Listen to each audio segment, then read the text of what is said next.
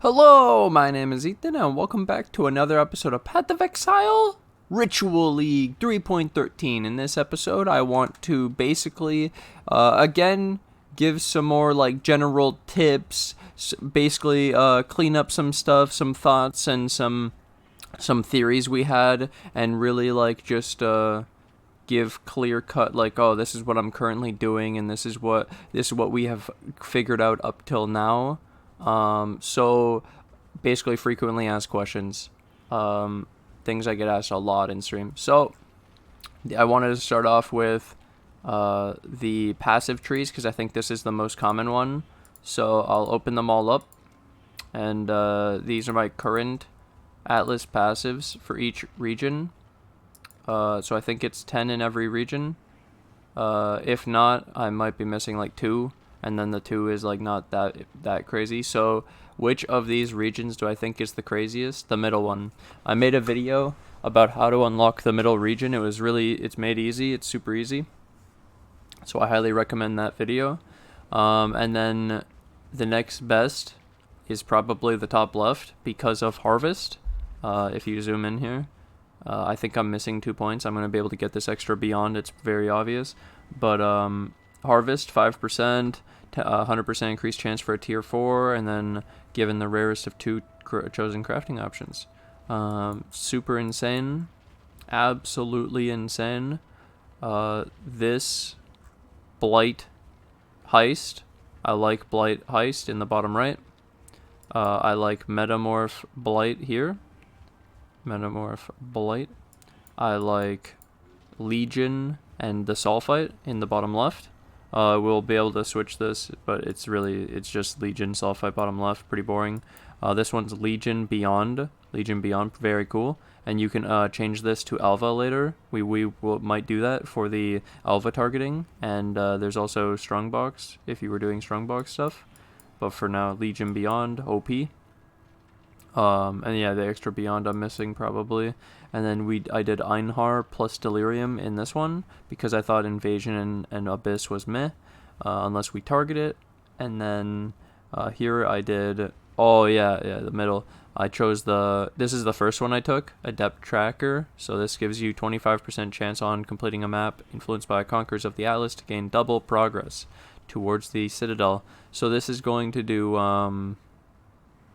25% faster Conquerors, which means 25% faster Awakener. Easy clap. And then the point after this, you get an extra Awakening level. And then I went for the 3% chance for Elder and Shaper Guardian maps, and then I went for a 50% increased chance to drop Awakened Support Gems. You can do this first if you're going to do an Awakener, and then swap it out for this while you're mapping.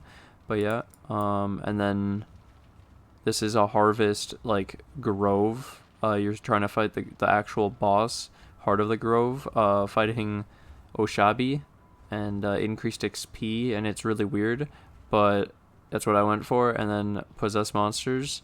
You could target Sulfite, or you could target Breaches, probably Sulfite later, removing some of the, maybe the rare monsters or some of the Harvest, because honestly it's not that insane compared to real Harvest. Real Harvest, broken.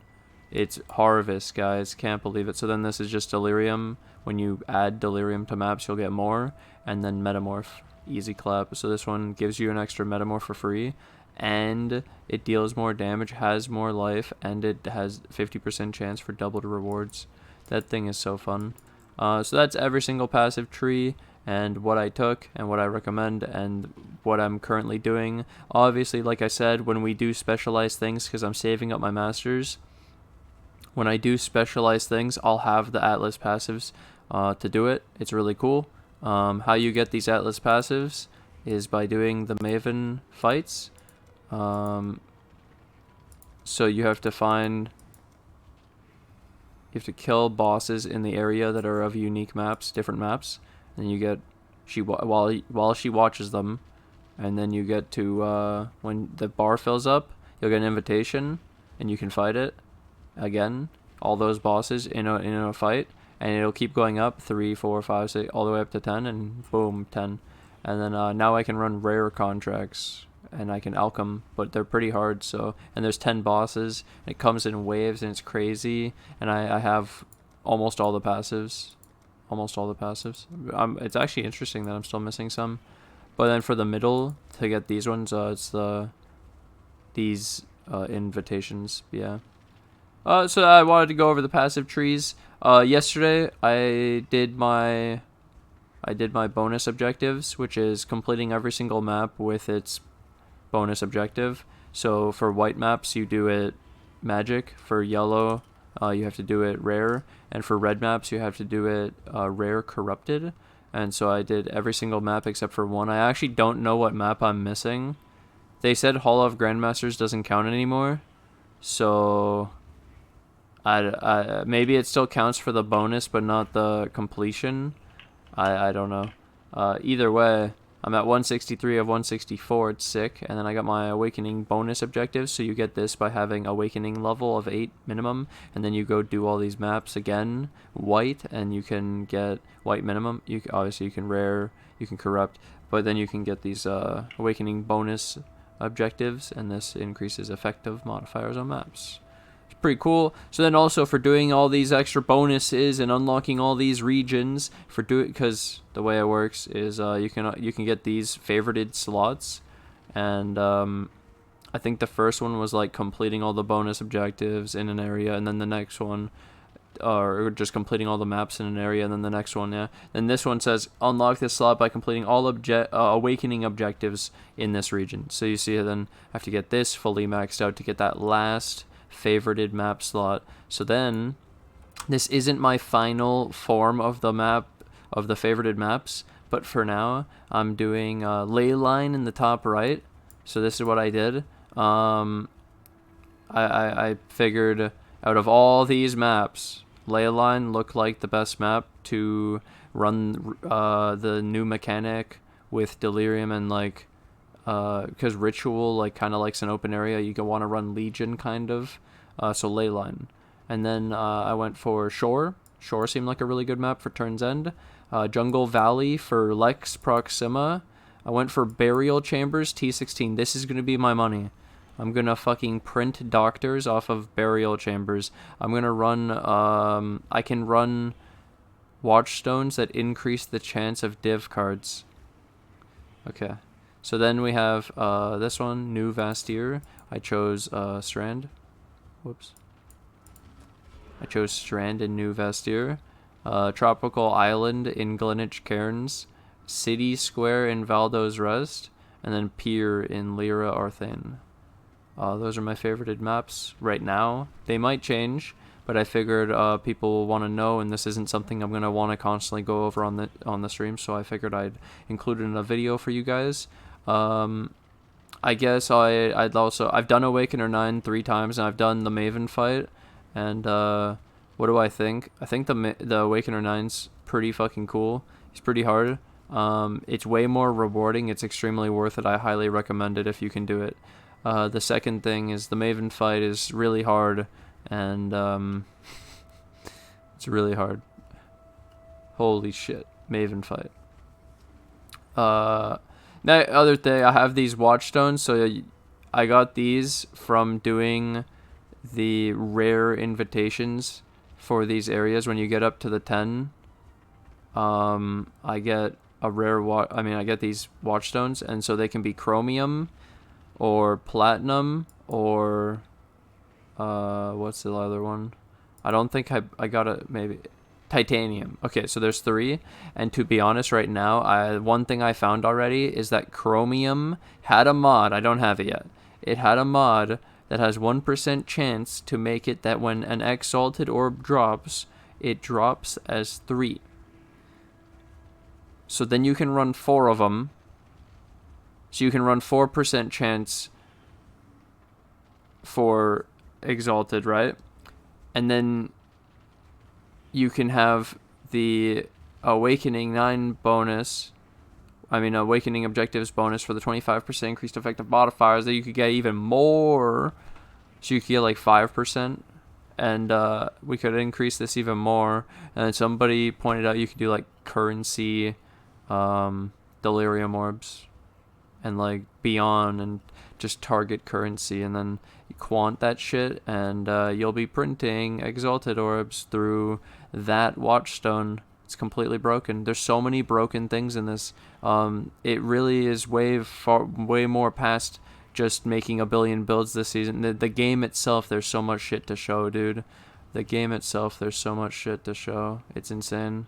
It's so cool. I need a build to be able to do everything, because look at what's possible, dude. I want to show all of this, all of it. This is really sick. And that's just one.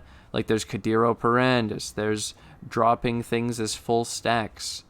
More magic monsters, more rare monsters, unique bosses dropping additional divs. Like, it's so insane. And then with the combination of these targeting, like, think about Harbinger. You can target drops.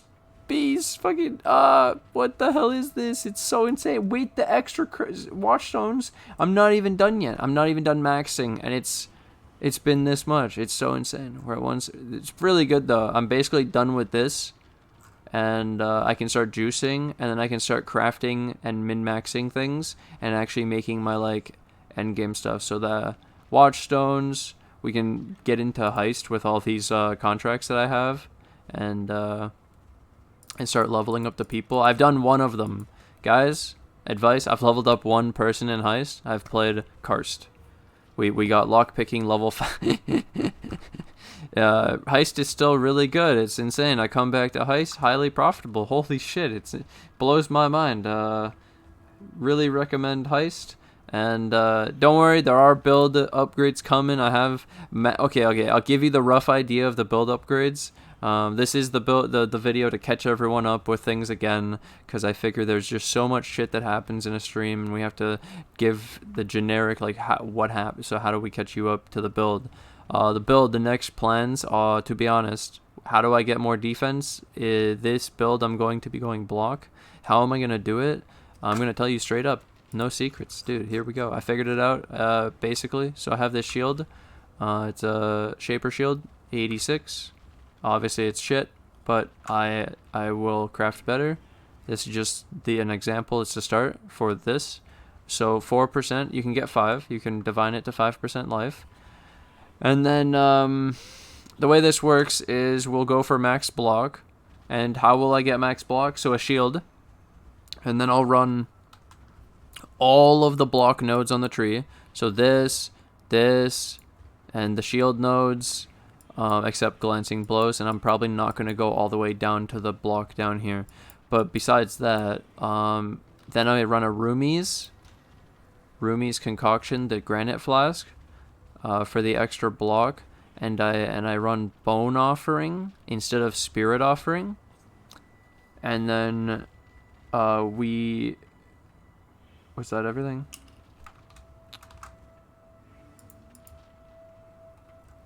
Yep. Should be everything. Should be able to do it. You can even craft some block on the shield too. There are crafts from June to craft block. There's a craft on the chest plate for block. I think there's a craft on the helmet for block if you really had to, but you don't need max. We're gonna get really high, and I'm pretty sure it's max. Okay, it's gonna be up there, and then that's really cool. Now I'll explain the block and why it's so insane. All right, so do you guys remember before, when I was doing Spirit Offering, and it was, I get hit, and I did this big build, full tank, and I did this build with Strength Stacking, Shaper's Touch, completely broken, and it was, I block like 3,000 damage with Energy Shield from a hit, and it can happen, like, what? It was like, what's the casting damage taking cooldown? It's like 0.25. It can happen like 4 times a second or something for that one. And then I had the cast while channeling, which was also very quick, like 0.3, but then it had to cast 2 abilities, so it was like a 0.6 at the end, because it was a waking cast while channeling, so it was only like twice a second, so like 5,000 recovery. Okay, so I've put all that into terms, right? And now this is only the Spirit Offering had cooldowns. The cooldown was based on cast when damage taken and cast while channeling. It wasn't broken. Now I'll explain a mechanic that's actually broken. Block. with recover percent of anything on block. So when, let's say, you get 4 hits and you had max block, 75 block. If you think of it just like standard, like baseline average, you would have 3 blocks and 1 hit. And so logically, I thought, well, if you're just running max block with this, you're healing 5 times 3, 15% of your life on, and then if the hit is less than 15% of your life, you're immune. So you will literally trivialize a shit ton of the content in the game because it's the exact same mechanic I was using. The only difference is we won't have the Caswell channeling, which we found out anyways that like 1,000 regen is pretty good for most degens. And then when you're elemental ailment immune, well, you're not going to have the ignite, the shock, and all that extra garbage. And then if you can get a bleed flask, boom. What's going to kill you, dude? That crit. Which then we can get crit immune. We can find it. We could actually just go a Garb of the Ephemeral AG, and there you go. You have crit immune. You lost the blind. I lose my blind, not your blind. You guys probably didn't do it. I did it because it was a budget option, and it doesn't matter because I had a blind jewel anyways. I had a blind jewel. I'm using it for lightning res apparently now. Oh yeah. Oh my god. I forgot about this. I did this and we're 16 minutes. Okay, yo, what's up, guys? Another change. What the fuck is that? Does that say Carrion Golem? No way, dude. So we have Stone Golem, Carrion Golem, Chaos Golem. We're running 3. How the fuck? Ethan, I didn't even know how you were running 2 and now you have 3? Yes. Okay, wait. Let me show you. So you have Golem Commander. 3 points for an extra Golem and the 70% Golem effect. And then somebody pointed out, okay, look, this keeps happening, man. People point shit out and then I'm like, oh yeah, that is better than I thought. Oh, let me rethink about it. So we got the 70 Golem effect and I also have Primordial Bond already. So I have 110 Golem buff effect. We're actually a Golem buff effect build, and it's like the shit I would run in my normal. It's so fun, dude. I love it. So then, it turns out that the Carrion Golem is more damage than I thought because we're buffing it, and we're actually using it as a support minion to buff up the zombie, so it's like 8% more damage. And to get the Carrion, all I had to do was run an Anima Stone. So it's because this was expensive. So what did this cost me? I paid 150 C for the Primordial Might.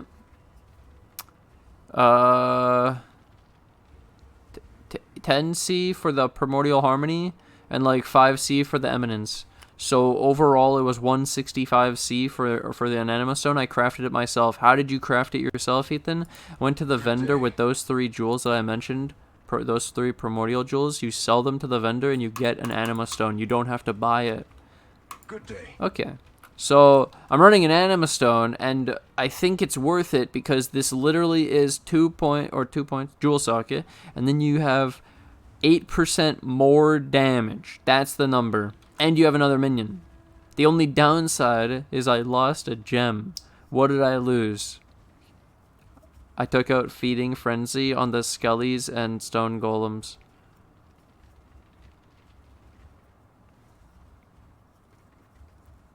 I don't know how else to fit it, man. We're struggling out here. We're struggling. Too many fucking good things to run, man. Too many good minions. This game is so hard. Yeah, this is a lot of cool shit, man. I think that catches. Is that everything? There's like a couple side things that I shouldn't mention because it will just jebait people, because it's things that I've basically calculated to be not worth it, and it's not worth showing people at this point in the league. It's a jebait, and I don't want to jebait people because I know for a fact with testing from the past. If I put shit up, even with telling them not to, they will still do it. So just putting something up that I don't want to is not good. I don't want to, so I'm not gonna do it. I know that it'll cause a lot of confusion and questions and just, yeah, debate, huge debate. I don't want to do it to anyone. It's including the Baron and Bleed. So I don't want to do that to people. But yeah. Anyways, either way, I hope this video helps people with the Atlas passive skill tree. What to do for these, what to do for the middle, what I did, what I recommended for that, how I got a bit more damage again. I upgraded with an extra Golem, extra Carrion Golem edition, and the plans for the build with the block. The block is not a jebait, the block is just good. The block is just good, and those numbers, and then ES later, dude, and you stack ES, and then you gain percent. Oh my fucking god, dude. ES stacking, way better than life. Can't wait to do the endgame build, dude. Holy shit, we all know that's true. I've seen the Ranger Jesus build. You guys remember that shit with the... Oh my god, it was like 11,000 flat ES redemption sentries. Disgusting. Either way, I'll see you guys in today's stream. Should be a good time. I'm going to be farming some T16s. Juicing up, because I don't... Well, there's like nothing else to do other than, yeah, just I'm farming now, boys. I'm in the end game. I'm enabled. I'm all awakened. I got all the Watchstones. I'm chilling. I get to just fucking chill now. Farming. I'm actually just a farmer. I'm a friendly farmer. My name is Farmer Tim. Call me Farmer Tim today. If you made it to this point in the video. Thank you guys for watching. Thanks for hanging out. I'm going to take this opportunity to thank my Patreon, my YouTube members who financially support the channel. I can't do this without you guys, so thank you guys for all the support, and thank you to anyone new who joins the Patreon or the YouTube members today, and I'll see you guys in the next episode. Bye!